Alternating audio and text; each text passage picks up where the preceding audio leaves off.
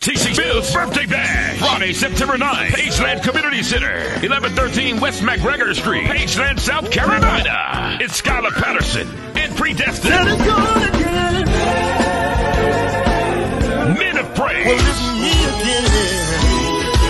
The Dedicated Souls. Flossie Boy Johnson and Favor. TC Smith and the Smith Brothers. I've got a feeling everything is gonna be New Creation. God's Purpose. Lay your hands on me, Jesus. Women of Destiny. Bring in the Gospel Keys. Hosted by G-Man. Vendors welcome. For ticket information, 843-319-4617. Doors open at 6 p.m. Program begins at 7. Cash tag TC Smith 03. Advance tickets 15. At the door 20. VIP 25. Children 6 to 12 5.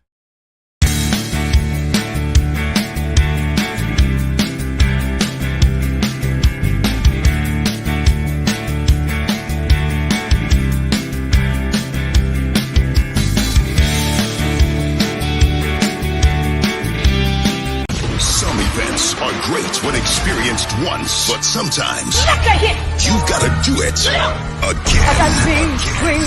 Avery Entertainment presents the return of the You Name It Tour. Pastor Shirley Caesar headlines this dynamic encore. Saturday, November 12th at the Sumter County Civic Center. Also featuring come from a poor family. the Canton Spirituals. We didn't have much, Those Mississippi boys are coming. but the Lord been good to me. Doc McKenzie and the I highlights. wanna live so God can use me anywhere. The gospel legend and Roy and the Revelation. The return of the You Name It Tour. Saturday, November 12th at the Sumter County Civic Center. Doors open at 2. Program begins 3:45. Platinum, VIP, and advanced tickets available. Get them at Eventbrite, Imports Limited in Sumter, Al's Musica, and Undisputed Barbershop. For info, call 803-846-9872. Well, hello there, everybody. Hello,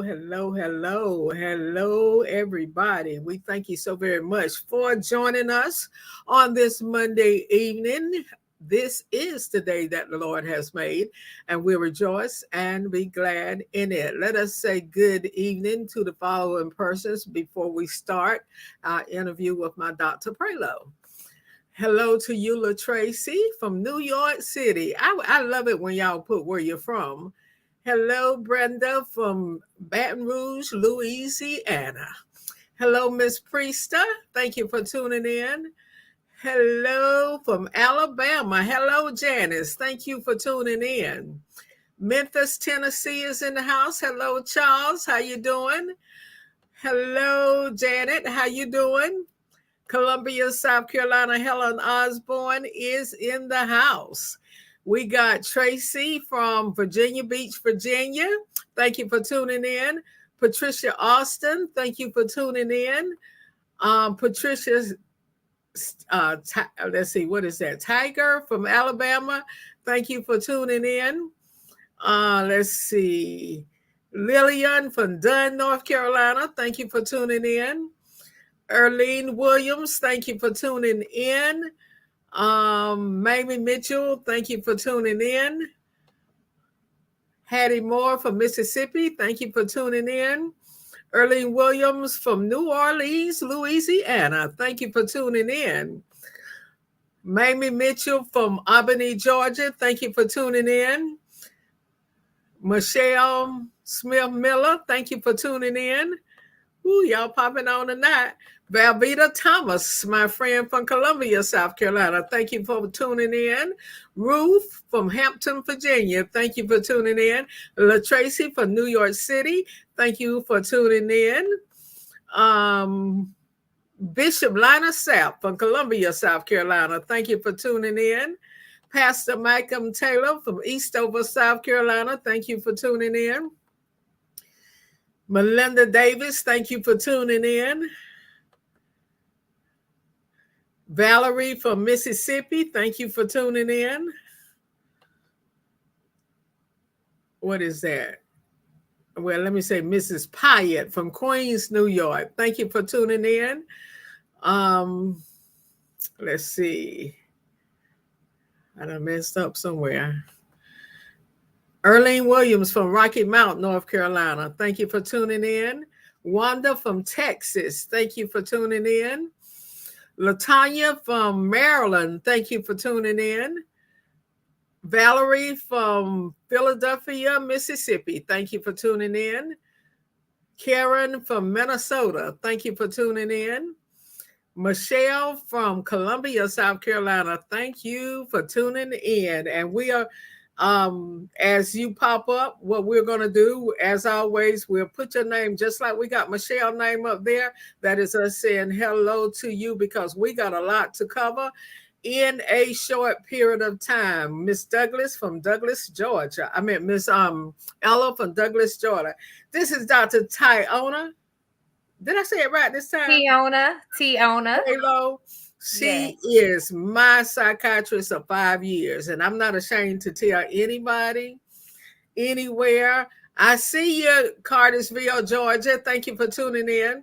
I'm not ashamed to tell anybody, anywhere that she has been my psychiatrist, but she's turned in to be my friend, and she's a born-again believer.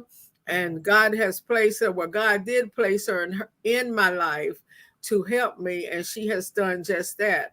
A lot of times we have issues, but we have been taught all of our life that if you go to a psychiatrist, that means you're crazy. Mm-hmm. But there's nothing crazy about me. I am very intelligent, and I thank God that I had enough sense to go get help.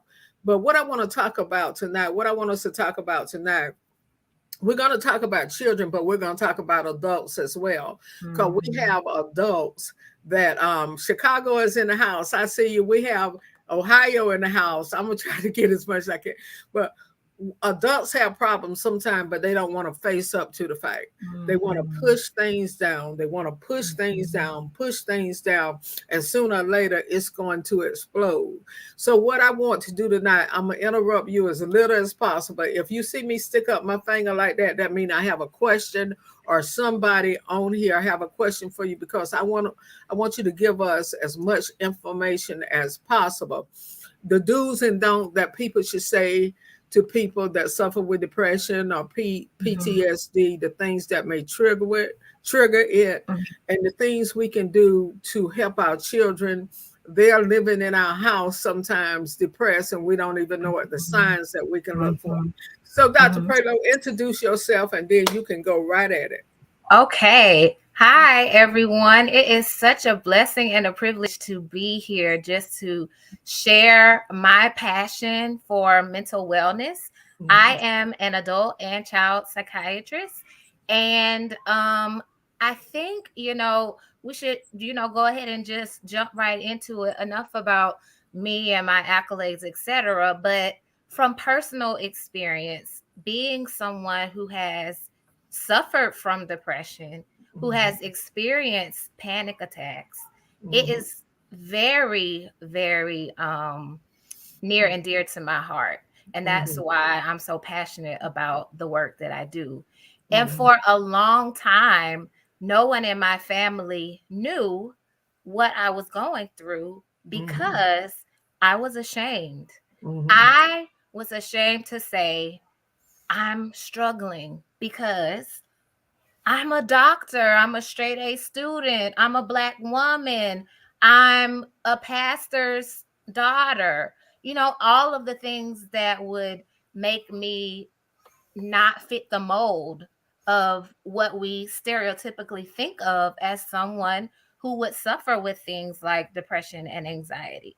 And so the first thing I would say is for people not to be shocked that someone they love is struggling with this. And if they were to come to you and say, hey, I'm feeling really down, well, how could you possibly be? Because you're so successful and you're so beautiful or you're so well educated. So when someone you love comes to you and says, I'm really feeling depressed, I've got so much anxiety and I don't know how to deal with it, I would say the first thing is don't act so surprised. Like, don't, act like, wow, I would have never imagined that it would be you. The second thing I would say is pray about it. Is another very common thing in the Black community, especially among Black believers. The first response that someone gets when they talk about their struggles with, the battlefield of the mind is pray about it. Go dig deeper into your word, fast, and hold fast to your faith. And all of those are essential. They are key components to recovering from depression and anxiety. But we have to have a natural way to address it as well as a spiritual way. And if we just focus on the spiritual component and don't recognize that there are brain chemicals that are out of balance when we experience depression and anxiety, there are environmental factors that are contributing to that. And if we don't address that and just try to focus on that spiritual piece, we will continue to struggle. So if someone that you love is suffering, or even you, don't try to only address it with the spiritual component and saying things like, oh, you need to go to church more, or you must not be in your word, or you just need to pray about it. Those things mislead us into not using wisdom about the appropriate tools for healing. Yes. I'm glad you said that. How easy is it for someone to go to a cancer doctor, a dentist, a gynecologist, an orthopedic doctor? Yes. Psychiatrist is the same thing.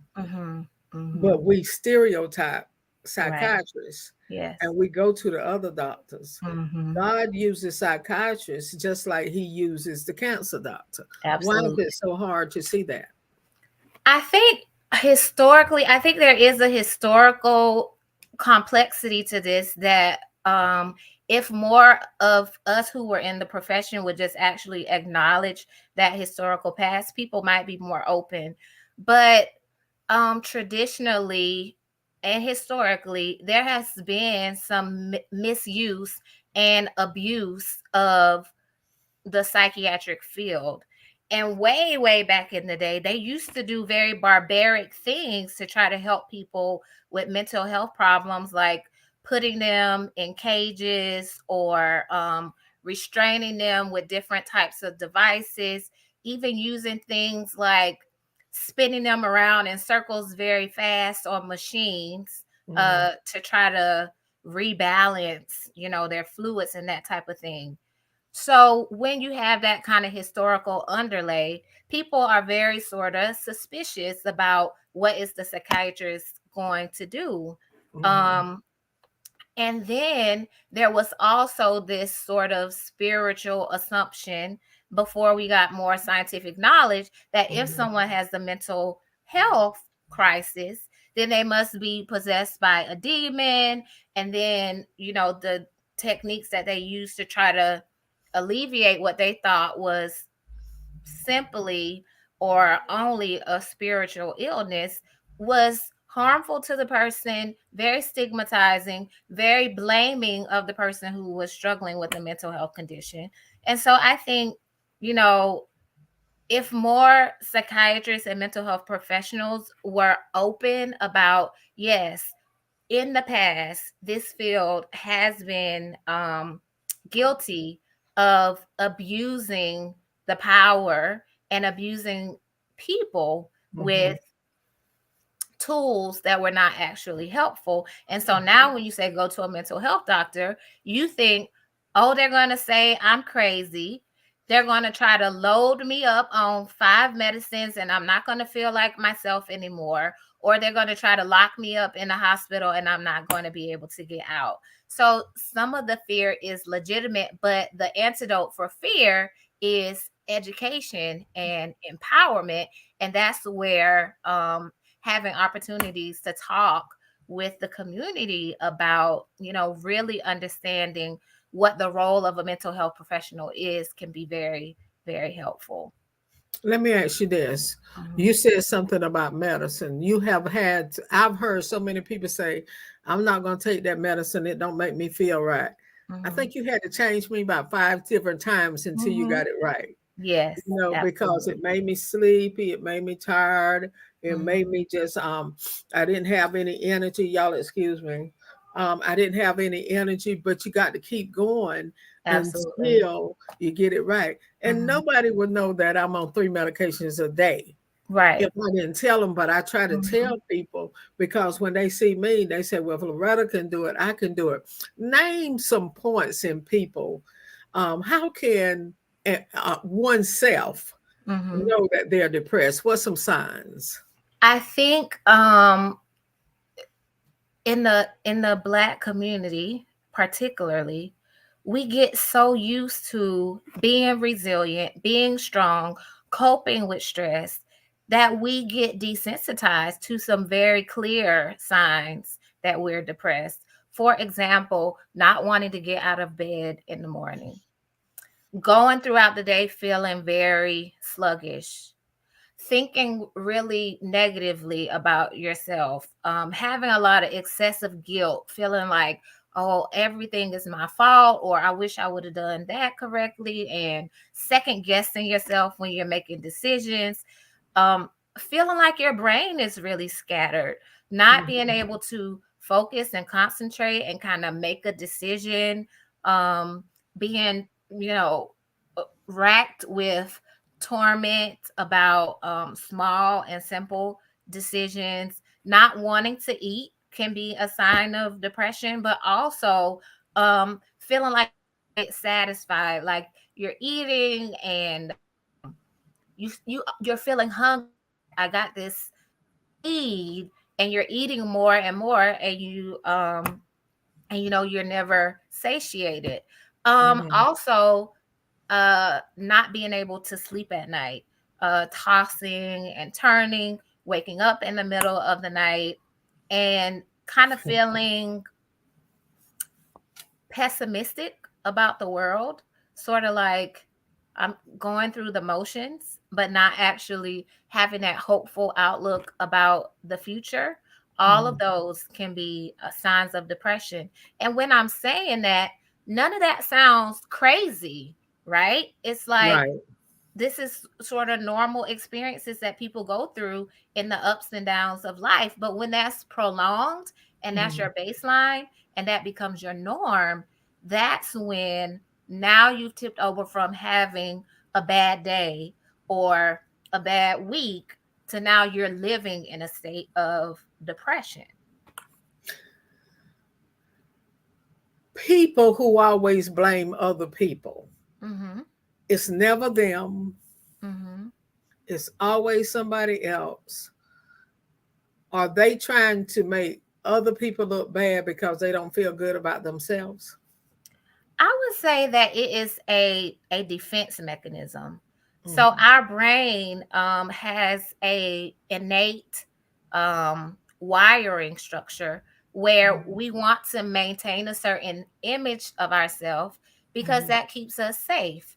So if I'm always looking to other people as the reason why something is going bad, that doesn't prick my ego, and it doesn't make me feel like a failure, and it doesn't make me feel like I'm inadequate.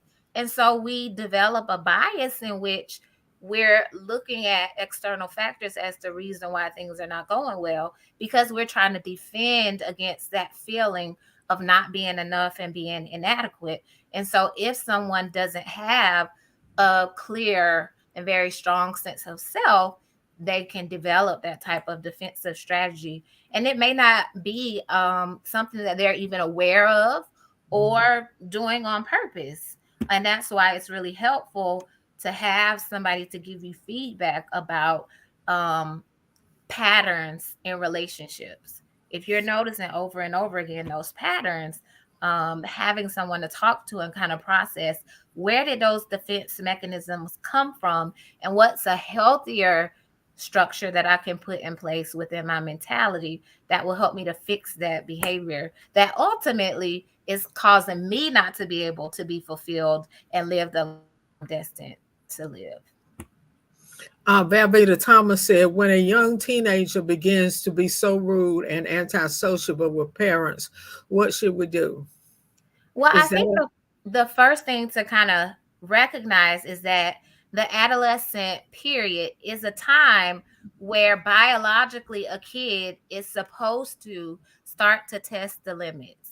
They are going through an individuation process in which their job is to compare what they're seeing in the outside world to what they've been taught at home, and to sort of create their own identity that's going to be a mix of new ideas that they get from outside and the foundation that was built. And so they do this push-pull thing. They hate their parents, sometimes there are different extremes, right? But they, push back on their parents and say, don't tell me what to do. Don't touch me. Don't come in my room. Give me my space. But at the same time, they're craving for the parent to still set the limits and be that safety net for them so that they can safely go out and test the waters, but then have somebody to pull them back in. So a lot of parents don't really see that nuance, and they're thinking like, oh, my kid hates me and they don't want to be bothered, so maybe I should just back off, and they're so rude and disrespectful. That behavior is sort of normal, but it's your role as the parent to continue to provide that unconditional love.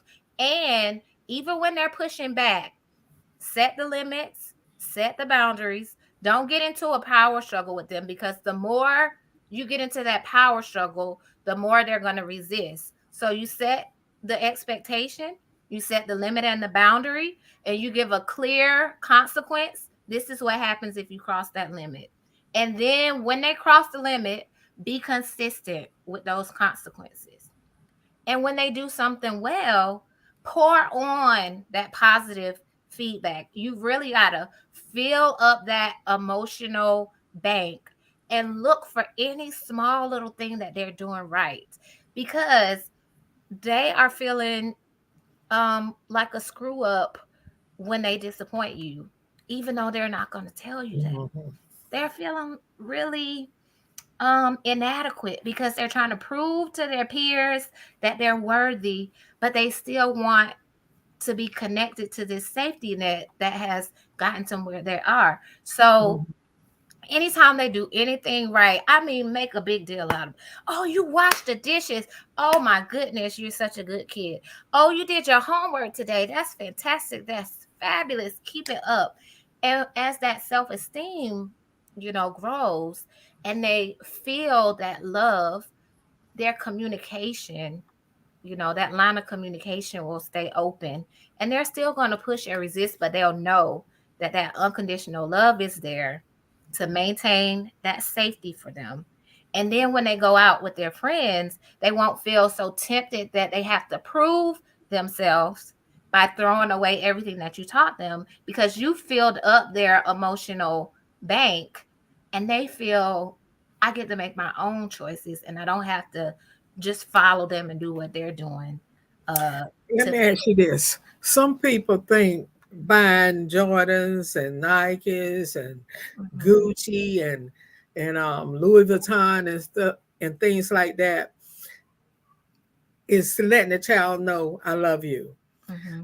But what means more to a child than a parent giving them a hug and saying I love you? Or Yes. they go into bed and you go sit in their room to you and you, okay, what did you do today? What happened at school today? Did Yes. anything happen that upset you? Is anything happen that didn't like? We not only children, but we don't talk to each other.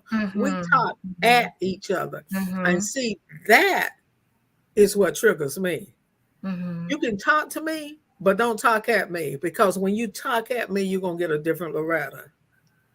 I heard that. You understand what I'm saying? Yes. If you say, Loretta, you shouldn't do that, instead of saying, well, Loretta, you know you shouldn't have done that. That does something to me. It turns you off. Yeah. It turns me off, and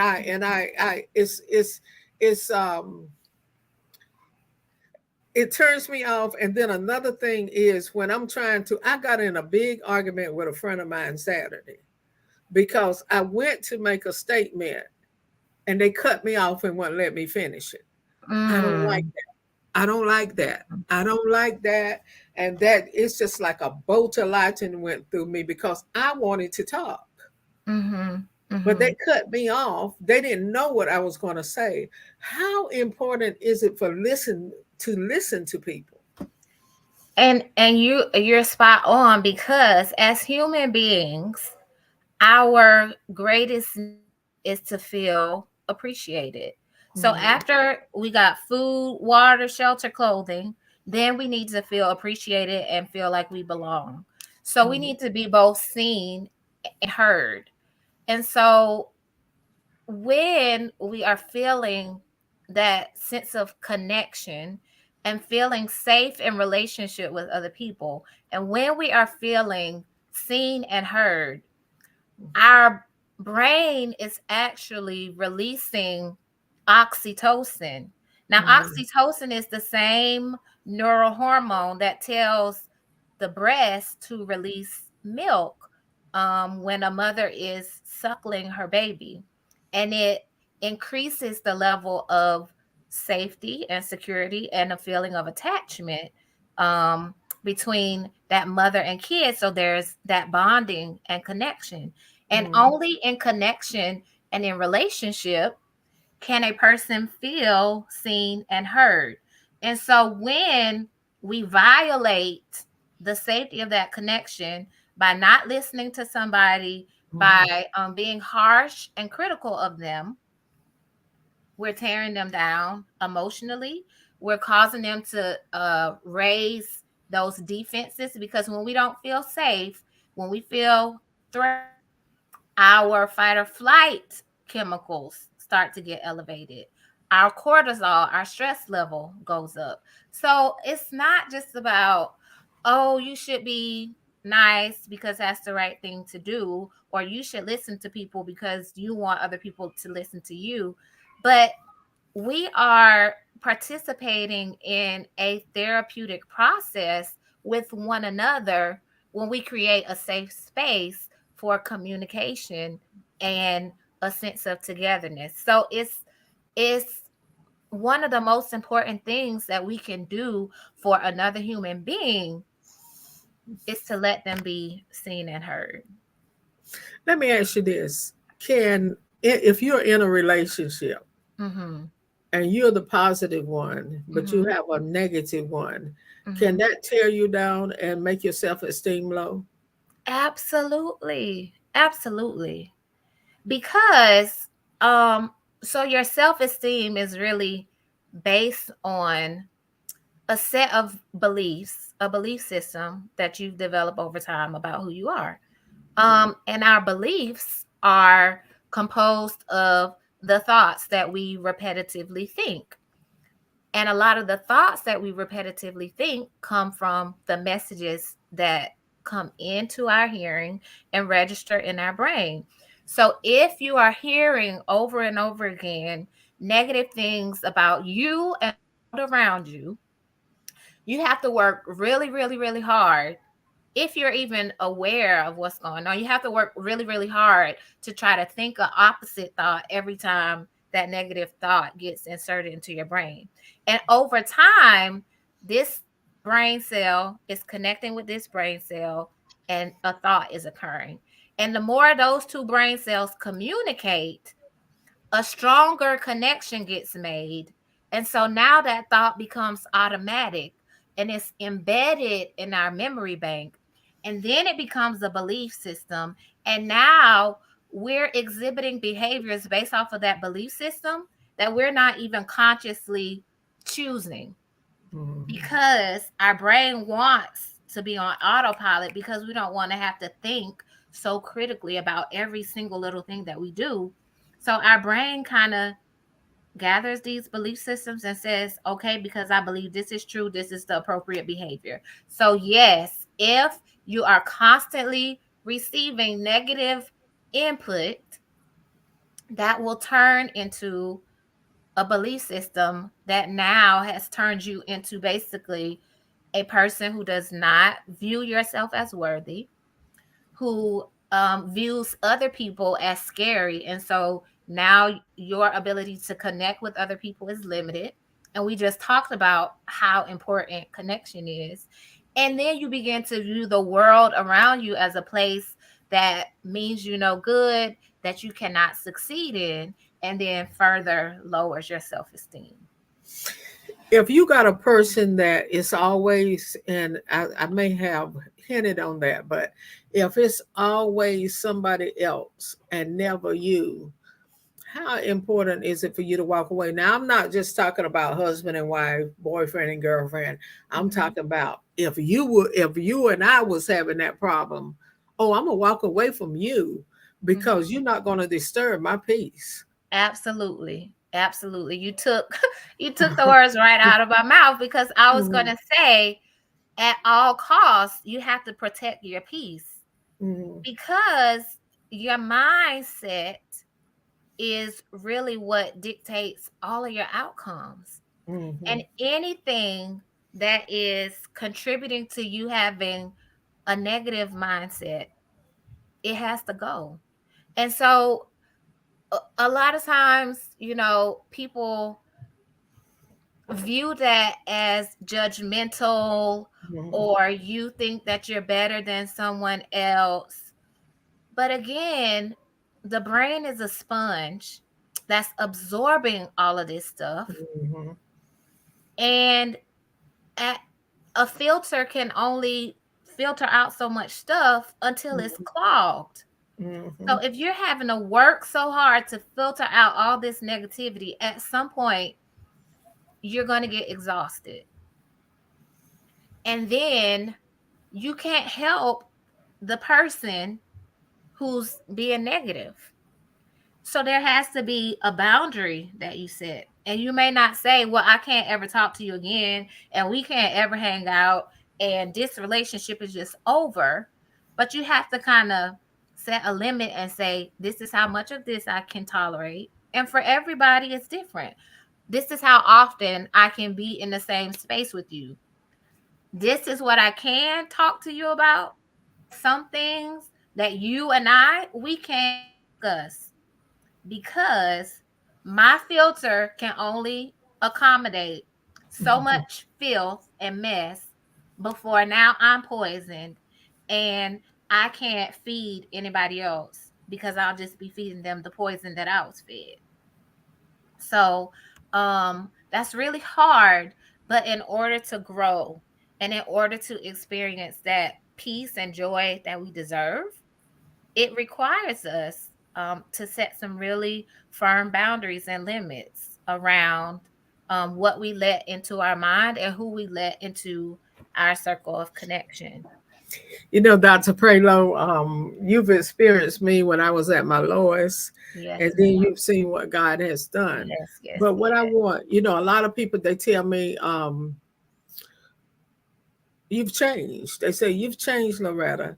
I haven't Mhm. changed. I'm just not going to let you say stuff that's going to mess with me mentally. You have a lot Absolutely. of people in relationships, and the one of the parties end up getting beat down.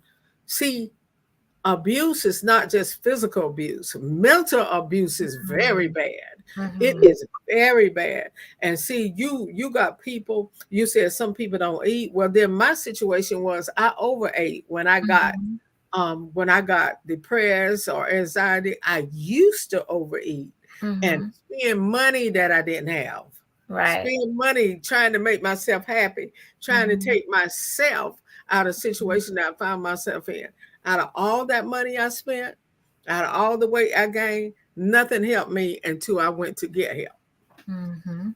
Nothing, Mhm. nothing. Mhm. But we be with people and we say, well, they're gonna change. They're gonna change. I had this friend. Every time I turned around, I had to walk on eggshells with him.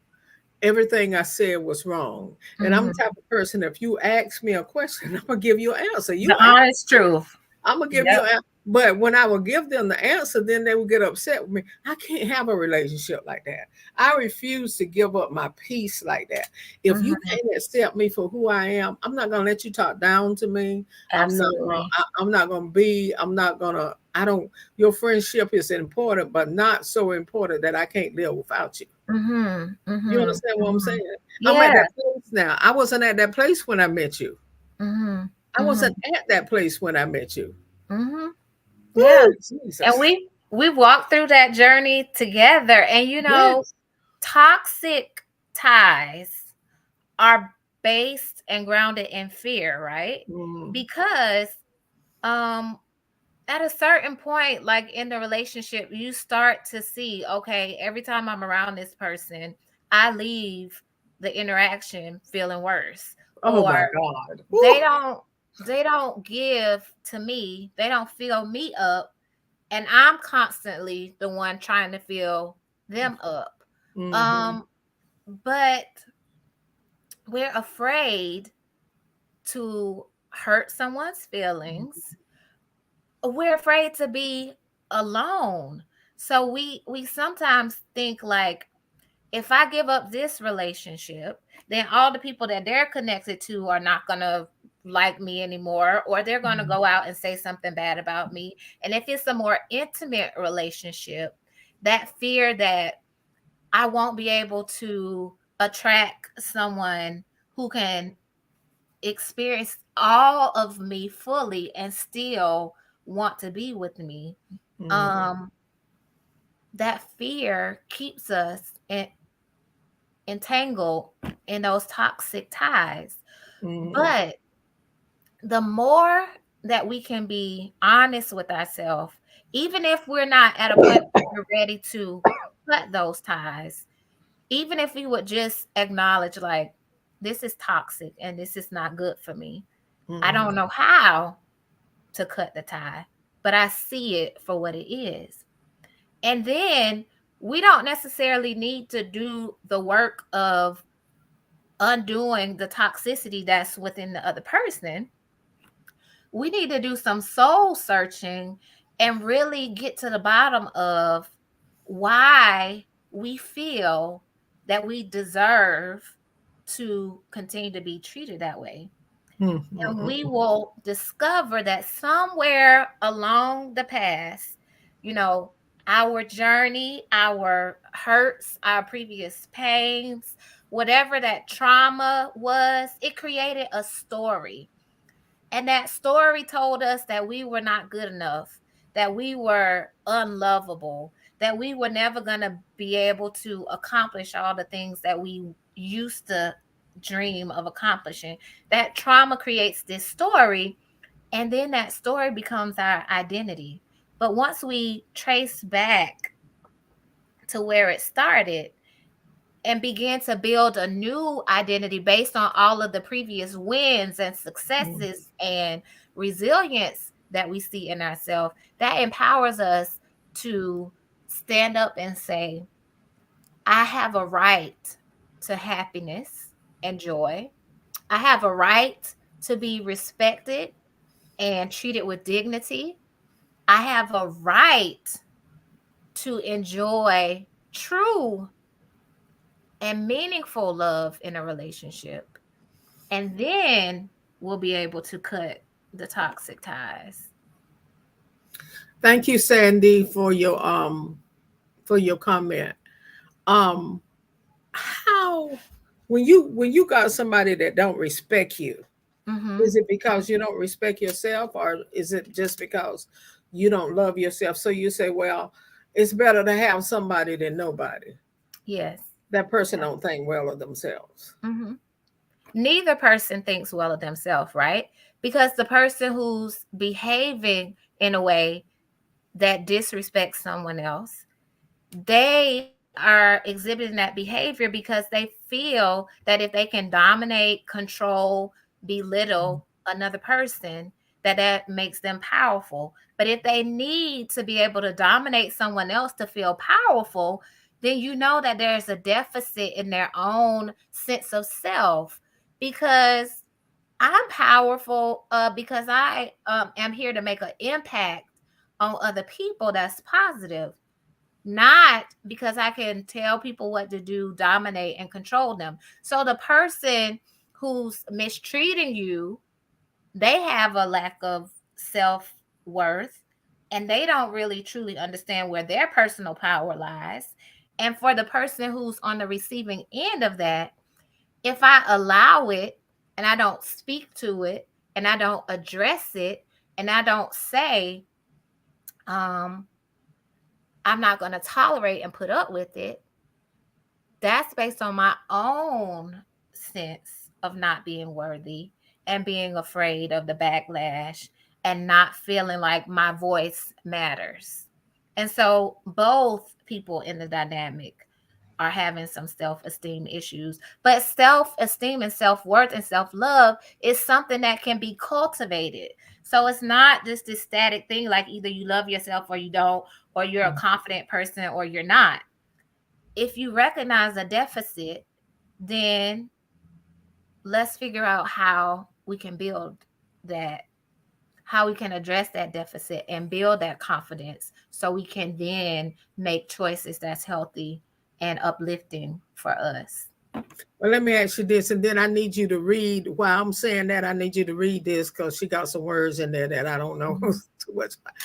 Suppose the other partner, don't think that there's anything wrong with them, but they think everything is wrong with you. And then you can answer that and that lady right there. I think, self-awareness is the key. So always, taking stock of what's good about you, what's worthy about you, what you bring to the world. Always looking for evidence in your life of what makes me matter, what makes me necessary. Then when you hear this other person saying like this is all your fault, you have this positive view of yourself, and then you can have the security to evaluate and say, okay, they're saying that I did this. Okay, is that accurate? Is that true? Maybe I do need to adjust some things. Okay, I can take that feedback. But then if it's feedback that's inaccurate, then I'm gonna give it back and I'm gonna send it back to where it came from, and I'm gonna leave it right there. And the person who is giving you this negative feedback is not the only source of truth, right?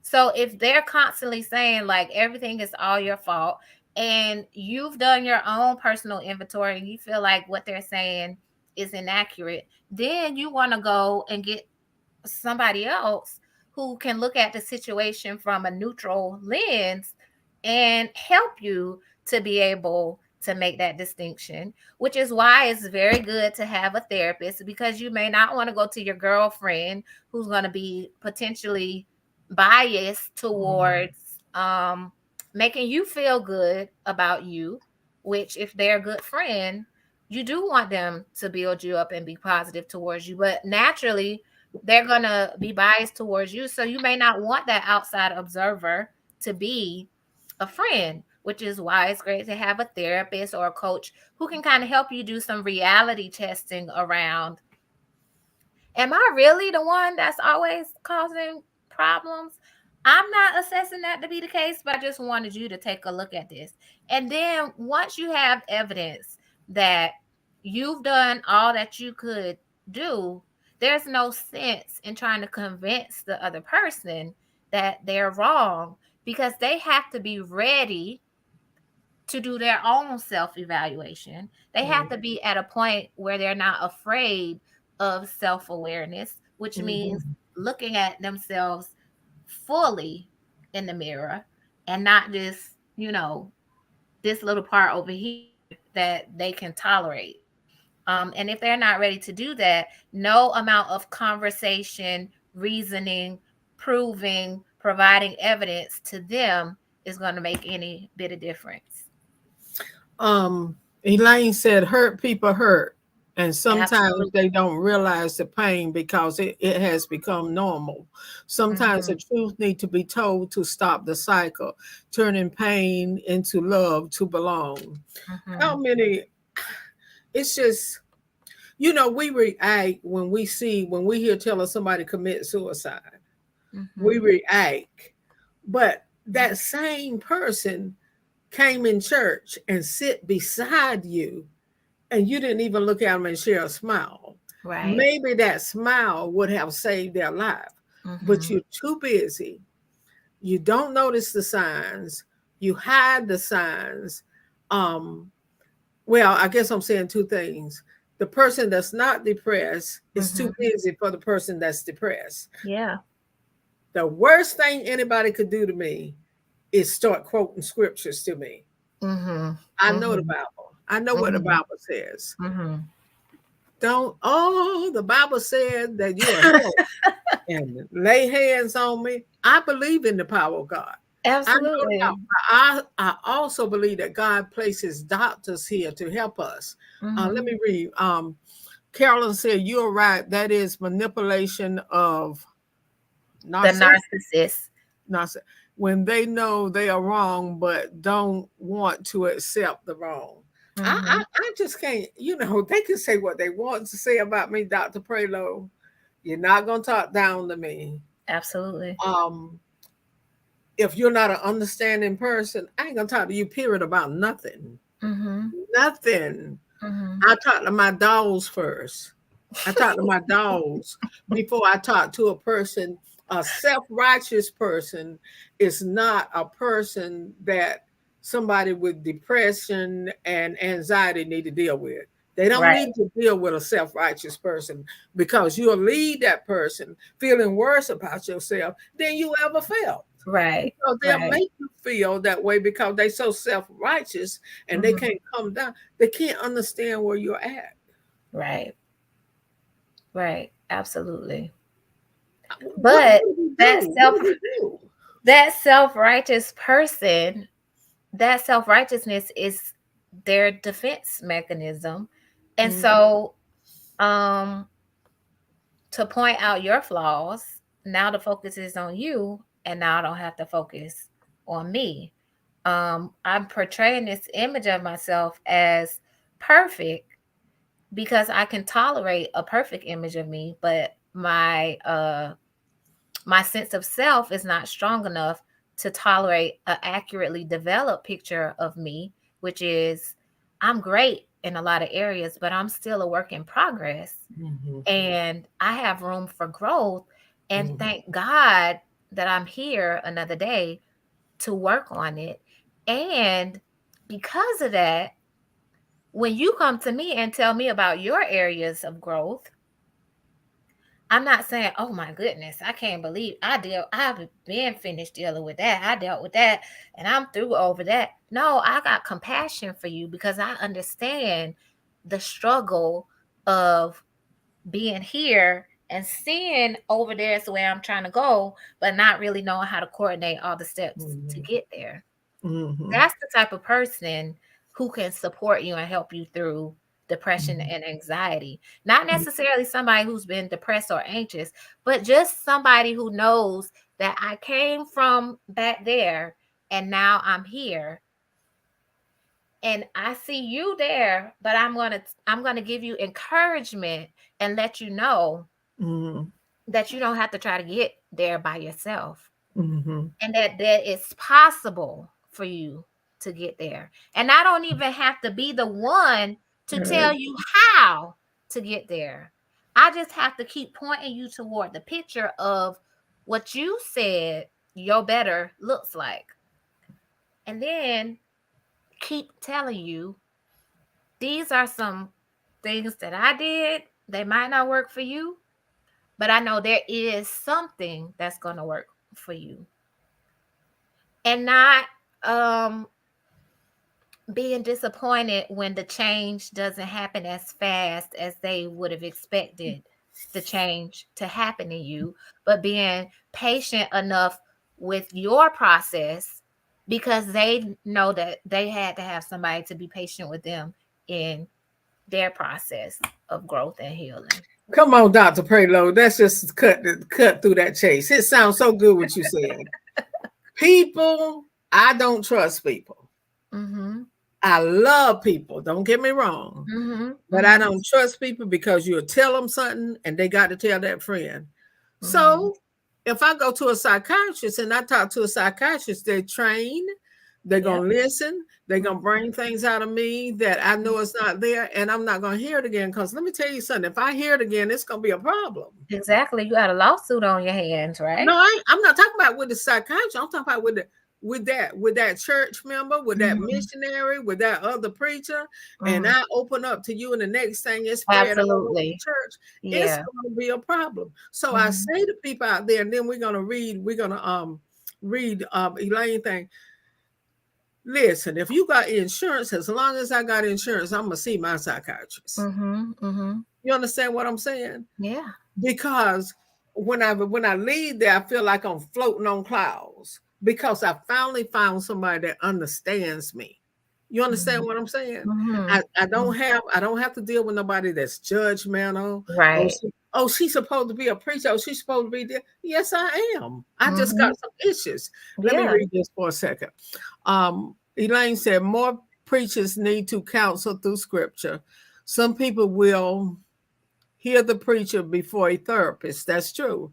Apostle Paul is an example of on the road to Damascus met the great counselor. He transformed for being someone who hurt people and became a counselor. Yes. And then Susan said, is it okay just to cut people off when they keep hurting you? Woo! I'll do it in a minute, Patricia.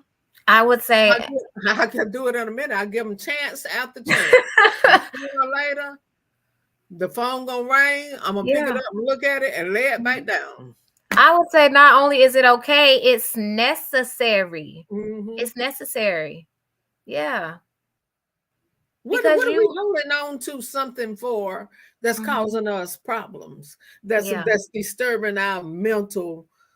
I mean, now, I ain't telling nobody go leave their husband, their girlfriend. I ain't telling nobody do that. But don't make yourself, what I am saying, don't make yourself unhappy to make them happy. Absolutely. Oh, that's deep right there. You're making them happy, and then you're walking around unhappy. Right. That's not good. And I'm not willing to do that. I compromise on a lot of things. But Dr. Prylow, I've been just about unhappy just about all of my life. And I'm at peace now where I'm at. Do I still have some issues? I do. But I know where to go and get help. And I'm just not going to let nobody belittle me. I walked away from something that I love dearly because the person that was over the particular thing didn't know how to talk to me. And I love that particular thing. Right. I didn't love it good enough to let you talk down on me. You understand what I'm saying? And we stay in situations, we stay in circumstances, and we unhappy. and we Yep. crying at night, and we go home depressed, and what's wrong with me? What I do? Ain't nothing wrong with you. You just allowing somebody to beat you down. You beat your confidence down. Mm-hmm. I ain't Mm-hmm. mean to take over the conversation, but Oh Lord, no, please do this. No, woo! that's good what you're saying. And let me It's say true. this today. I almost just went off, but God helped me to express what I mean in an intelligent way. But I had to read it about 5 or 6 times before I actually posted on Facebook. You know, some people had issues with me promoting King George, the Mm-hmm. blues singer. Okay. His music helps me mentally. It's Mm-hmm. no hollering, it's no screaming, it's just a soothe voice that he has that helps me mentally. And see, Mm-hmm. people looking at the fact that it's a blues singer, they used to be doing gospel. Mm-hmm. But look, the blues singer do more for me than some of these gospel singers. Some of that stuff they be singing. Mm-hmm. But Mm-hmm. see, the Mm-hmm. old Loretta would have went on Facebook. I'm just being honest. Did me a live and did the whole live on what that person said to me. I'm telling you. But Yeah. see Yeah. that song he got, girl, you got it, girl, you got it. That's building my confidence. Absolutely. That's Yeah. building my confidence. Yeah. Oh man. Ooh, go ahead on, Dr. Praylow. Oh no, no, no. I'm tracking with you. I'm tracking with you. And you're talking about Oh. building, building confidence. Mhm, And once you build that confidence, you don't feel bad mhm, about letting people know in a way, that's appropriate, but letting mhm, people know what you stand for, what you mhm, will tolerate, and what you mhm, absolutely under no circumstances will tolerate. And as women, especially Black women, sometimes we fear um, being seen as immodest, too outspoken, the angry Black woman, when we're assertive and we set appropriate boundaries. But when you have confidence, mhm, when you've grown your confidence, you are now in a place where you can let your yes be yes and your mhm, no be no mhm, without feeling any guilt or mhm, shame about commanding the respect that mhm. you deserve. Yep. Yep. Yep. So what do you say? What how can we better ourselves to help somebody who's having depression problems and anxiety and stuff? We need help. Yeah, we do need help. What can we do? It's not all the time that we need to be preached to. Sometimes we need to Right. listen. Mm-hmm. Yeah. That's all y'all do is listen. And And I then think, right on that pad, and then after we get through, then you bring this out and you bring that out. mhm, It's really good. yeah. I think, before we even get to the point where we are thinking about helping someone else, Mm, that we want to make sure that every day we're filling our emotional cup, that we are experiencing abundance, that we are really tapping into the joy and peace that, mm, the kingdom is righteousness, peace, and joy, right? And so as we are filling our cup and doing things that's building our awareness of who we are in Christ, we are a royal priesthood, we are a chosen generation. We are supposed to be operating in dominion, authority. So mhm, as we begin to build our confidence, as we begin to establish routines and habits, exercise, um, taking care of our physical bodies, doing things that bring us joy. Now we're filling up our own emotional well mhm, so that when somebody crosses our path, we're not so distracted by our own stress and our own situations and our own problems that we can't see them. Mm-hmm. Because before we can hear them, we first have to see them and notice that they're in need. Mm-hmm. And then we don't have to feel like we offer a magical solution. The power of your presence, your unconditional love, and your non-judgmental willingness to be with someone in their situation has more power than we sometimes realize. But if I'm not healthy and I'm entangled with my own situations and I'm constantly in a state of stress and overwhelm, I can't see and I can't hear what the other person needs. And then we are not equipped to be that person's counselor, to be that person's psychiatrist. What we want to do is remove the stigma for them of going to get the help. So when they come to me and they say, I'm depressed, I'm burdened down, suggest, why don't you go talk to someone? And if they express, oh, people are going to think I'm crazy, I don't want to air my dirty laundry to a stranger, we can just, encourage them that strong people have to go have their strength renewed, that people who are very successful and very highly motivated still have to have a way to de-stress and recharge that battery. And when it gets to a critical low where you're actually experiencing clinical signs of depression, overwhelming panic attacks, insisting that that person go get help, I think is one of the best ways that we can respond. Let me ask you this, and then I got two comments we must make. What if the person don't think they need no help? They say, I don't need no help, I'm fine. Mm-hmm.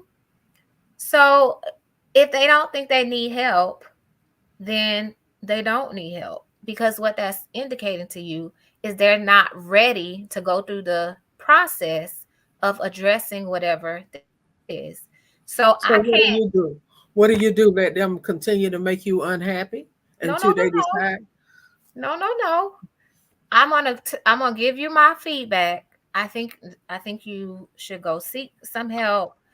And I'm going to explicitly lay out for you, until you're ready, these are the ways that I can help you, and these are the ways that I can't. So I can help you by sending you encouraging text messages, by letting you know that I love you and I see the best in you, even though you might not see that in yourself. But I won't be able to spend 2 hours on the phone listening to your sad soliloquy about what's wrong, and you don't want assistance with the solutions. I won't be able to come to your house and clean up your house for you and do all of your responsibilities for you if you are not willing to do the work of helping yourself get better. So I'm going to be here for you, but these are the ways that I can be here for you until you're ready to see that what you're doing is not working, and maybe trying another strategy might be better. I got two comments I got to read. Okay. Elaine said, if you don't cut off people that's causing you pain, you are now your own problem, and you could become a part of the cycle of pain that hurt others. You're going through the process of healing could help that person and others. But now listen right here. He said, I am very depressed. How do I get past my youngest son trying to kill me? Oh, Lord. I thank God I survived, but my heart will never be the same. Y'all pray for me. See, that's what I'm talking about. Yes. People are really going through. Yes. People are going through. People are going through. People are going through. Yes. And then who? You can't, hey, Miss Mickens, you can't tell, who can you go and tell somebody, my child tried to kill me? Mm-mm. and it not be all over everywhere. And see, Mm-hmm. you hold it. So Dr. Praylow, you're gonna have to give him some advice, because what do they do? What do they do? So when you experience something like that, which that is so highly traumatic, Mm, you not only have the memory of the event that happened, but your body carries that memory because mm, of the extreme level of stress that mm, was inflicted. And your mm, brain also changes in response to that trauma. mm, And a person cannot heal trauma without assistance. You might be able to suppress the memories. You might be able to use strategies to distract yourself from the pain, but to experience the full and total healing that you deserve, you need somebody who has insight into the impacts of trauma on the body and the brain to walk you through the process of mm, um, releasing that mm. trauma and restoring yourself to a place of peace. So I would definitely say, please, please, please do not try to get through it alone. And we will be in prayer with you, but you also need some practical solutions for how to get through your day-to-day life, um, carrying that tremendous amount of pain and grief and emotional turmoil that you must be experiencing, as a result of broken person now passing on or attempting to pass on that brokenness to you. Let But me ask you this. Mhm. See, that's why it's important for us not to say anything to people and we don't know what they're being challenged with. Absolutely. Because suppose somebody would have said something to her, "What's wrong with you? You just need to go Mhm. to church." You don't know what Mhm. that lady went through in her household. And Right. we just judge and stereotype people. We don't Mhm. know the inner battles that they have every day. We don't know why people are like they are. We judge them, but we really don't know, why did Loretta act like that? Why did Loretta get her feelings hurt? Why did Loretta have anxiety attacks? Now this is gonna be kind of comical to me. A lot of times I have anxiety attack because, see, it would make me feel better to grab you and just handle it myself. But I know Mhm. that's not the right thing to do. Yeah. So I have to hold that in until I can get to my Dr. Praylow. Yeah. You Yeah. understand what I'm saying? Yeah. Yeah. Because see, people say things to you and about you, but they don't know your struggle. Absolutely. They don't know your struggle. They don't know your battles Yeah. until you get to know a person, until you get to live a person's story. Mhm. Live a person's story. We should never criticize their story. Yeah, and I also, want to say to that person who was talking about their son that it was so courageous to even put that out for other people to be able to learn and hear from that experience. And it's also a courage. It does take a lot of courage to Mhm. present yourself to a complete stranger and say, "This is my story." Um, what's your interpretation, and how can you help me shape this story into one, that fills me with a passion for life and joy again. So I do want to commend your courage for sharing that with us. And I want to commend your courage in advance for the steps that I know that you are going to take, because you're ready now for Mhm. your healing. Because Mhm. the very fact that you're reaching out and saying, Mhm. I acknowledge I'm Mhm. depressed. I Mhm. acknowledge I got something going on that I can't handle on my own. The courage involved in that is so tremendous and so powerful. So I just want to thank you for boldly putting that out there for us to really be able to receive and learn from. If there is somebody that want to maybe make an appointment with you, I know, is it Georgia and South Carolina? Yes, I'm You are licensed in licensed. Georgia and South Carolina. And if somebody want to reach out to you, how can they do it? And as you give it, I'm gonna type it on my Okay. phone to put So it in. my website is Find Rest. Wait, I can't do it that fast now. I got to get to it. Because like I said, ladies and gentlemen, this is my psychiatrist of 5 years, and I do trust her. Um, this lady says, so true, the power of recognition is a blessing when people can see the signs of depression, but they are become overwhelmed and tell the person to get help, but they don't want the help and they are rejecting the help. We need to get help For for yourself. ourselves, especially, excuse me, if this is your partner or family member who are interested in refusing to recognize their depression because you You. they can put you in a depression. And then Elaine says sometimes talking to a stranger is safer because gossip can cause more damage. Either you could think someone Either you could think someone you choose to speak to is disclosing your conversation, or they actually did. However, they could have been seeking assistance to help you because therapists will collaborate with other therapists to assist them with helping, but they're strangers. Okay. Even I'm gonna type it on. I'm sorry about that. I'm sorry about that. Okay, the website is what now? It's FIND. FIND. Uh-huh. Okay. REST, REST. which is Find Rest, and then it's dot Wait a minute. life. With what kind of sign? I'm just so I spelled it out, and then I just gave you Oh, the find phrase. rest. Find Find rest. Rest. Dot life. Dot what?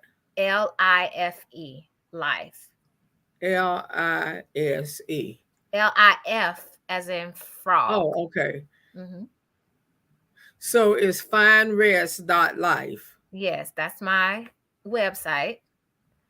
You can also find me on Facebook under Tiona Praylow, and about once or twice a week, I am just giving tools and tips and strategies about managing anxiety and depression. And then you can also email me at restandsmile@gmail.com. Rest and Smile. smile Yes. at Gmail. gmail.com. Yes, ma'am. Okay. I got the website, findrest.life, and then the email, restandsmile@gmail.com. Ladies and gentlemen, this has been really good, and I think it's helped a lot of people. It certainly has helped me. And I say again, oh my goodness, I got to read this. If you see a person in pain, just begin to pray and ask God, what shall you do? And listen to him. He may just say, when you get close enough to them, lay hands on them and just speak to them. I think that's what they mean. Mm-hmm. There's a lady that was frowning so bad. Let me see. And I asked, what's wrong with her? And immediately I began to pray for her. And when I got a chance to get close to her, I spoke and laid my hand, I guess, on her shoulder and went into the house, and other persons was not ready to leave yet. So when I returned, I don't quite understand what she's saying. Strangers meaning they are unknown to people in the Mhm. community. Also, they have taken an oath for confidentiality. Yeah. But ladies and gentlemen, this is going to conclude our segment. I'm going to have Dr. Praylow on once a month. Once a month. She's just finding out tonight. Once a month, she's going to be on with me. But she has been my psychiatrist for 5 years. 5 years. And when I went to her, I had lost it. I was hurt. I had a lot of hurt I was dealing with, pain. I was angry. I was upset. I didn't love myself. Um, all of that. But having her to talk to, and not only will she talk to you from educational standpoint, but she talks to you through the word of God. So I do highly recommend her to you if you need somebody to talk to, because the truth of the matter is everybody's not going to understand you. Everybody's not going to understand your ways. Don't let that take you in bondage. Everybody don't understand me. Everybody don't understand why I do what I do. But I say again, until you walk in that person's shoes, don't criticize them, Mhm. because you don't know what they're being challenged with. So, Dr. Praylow, you want to close us out in your own way? I do. I first want to say that you are someone who I truly admire. Your resilience and just your unapologetic commitment to being who God has called you to be has been inspirational for me. And that happens a lot of time in the patient-doctor relationship, which is why I want to encourage people to reach out and connect with a psychiatrist or a therapist, because we are people too. We have experienced some things in our past. We are currently experiencing things, and it's a dynamic. It's not just that you come into the office, tell us about your problems, and then we give you a solution. It's a relationship that develops, and it's a dynamic in which you benefit from interacting with the provider. But I have not had one single client who has not blessed my life in some way. And so I would just say we all deserve more joy and more peace than we are currently experiencing today, because that is a promise from our God. And if depression, anxiety, trauma, or any other mental condition has gotten in the way of you experiencing the joy and peace that you were promised and deserve, don't hesitate and don't be afraid to reach out for help. Because when you do, you're not only accessing your healing, but you are also filling your tank so that now you can be more effective and more impactful in helping and serving other people. And thank you so much for participating in this conversation. Every one of you who has commented, who has given your feedback, you have made this a tremendous experience today. And I look forward to connecting again soon. Once a month. We got to Yeah, do more than tell people God is able. We got to be there. absolutely. Here's I want to answer her question, because I see she got a husband pitch. She just buried her husband. I think this is the same person yesterday. Is it possible to be depressed and not realize it? Absolutely. I can tell you from personal experience, because I would say from about my second year of medical school up until very far into my residency, so 5 or 6 years, I was suffering from clinical depression.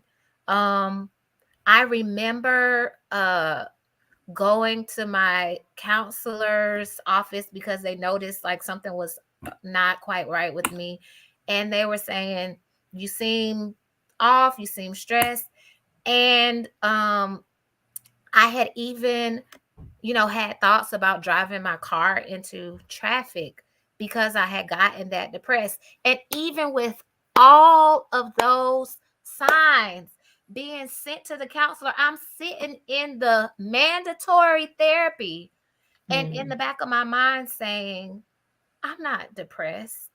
I'm just having a hard time right now. I don't need to be in this therapy office. I don't need to be getting counseled.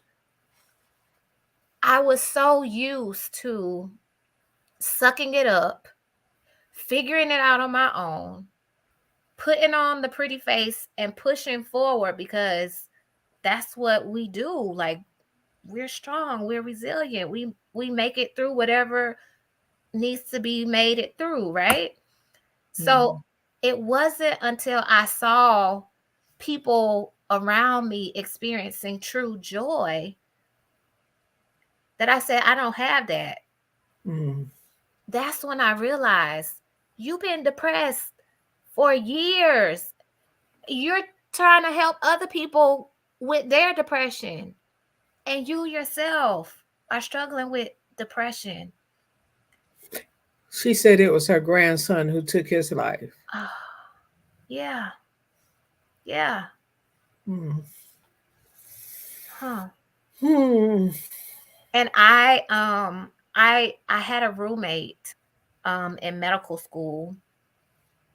I actually had two classmates in medical school. I had one classmate who successfully suicided. And I had a roommate who was living in the same house with me. Her room was not 10 feet away from my door. And she overdosed on medication, and me and the other roommate had to rush her to the emergency room after her overdose. And I had no idea that anything was going on with her. And I always think back to that and I wonder, like, was it me? Did I miss something? Did I get so caught up in my own survival as a student that I didn't pay attention?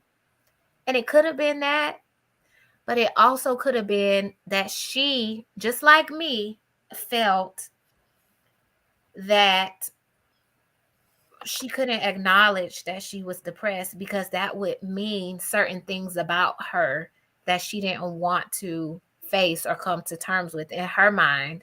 And in my mind, being depressed meant you're weak, you're a failure, you're a disappointment to your family that looks up to you. All of those things kept me from being able to see my own depression. And I wonder if that got in the way of her being able to see it. So absolutely, you can be depressed and not know it.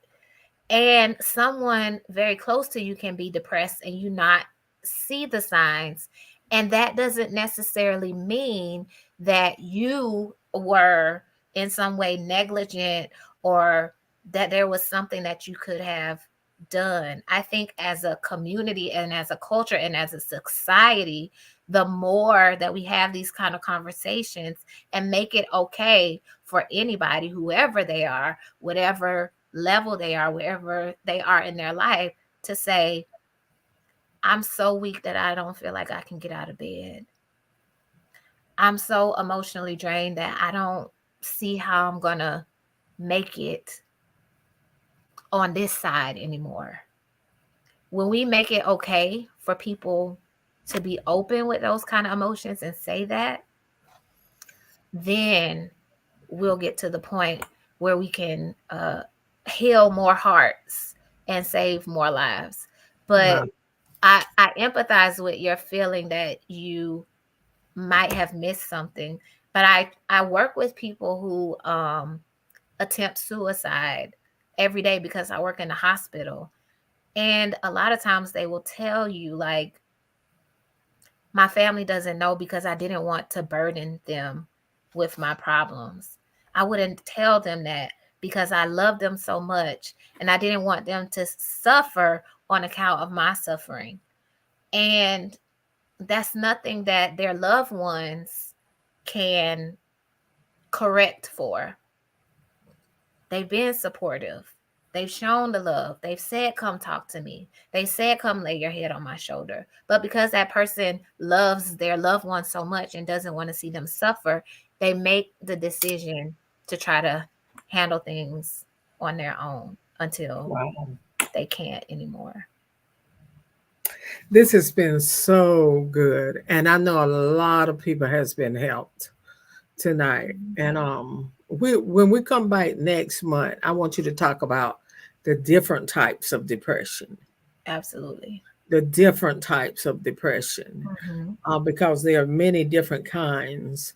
So that's what we want to talk about in the month of September. Okay. Okay. All right. And thank you so much. And again, I'm gonna put all of her stuff together and I'm gonna pin it up there just in case some of you want to reach out to her. And we're gonna help make each other better. That's a hiker right there. So we're gonna go off with him. So my heart was touched though. My heart with the kids. Yeah, but see, they use that. And see all these sites I got. I know a hiker when I see one. Tell, right? I can tell when it's one. And so I'm blocking him right now. And I'm gonna delete that comment. But everybody, thank you so very much. Thank you so very much for tuning in on tonight. It's been a blessing. Thank you for your responses, everybody. And we really do appreciate you. And let's try and be there for one another. Let's criticize less and help more. Yes. All right, Dr. Praylow. All right. Thank you so much. Have a good one. Love you so much. Take care. You too. Love you.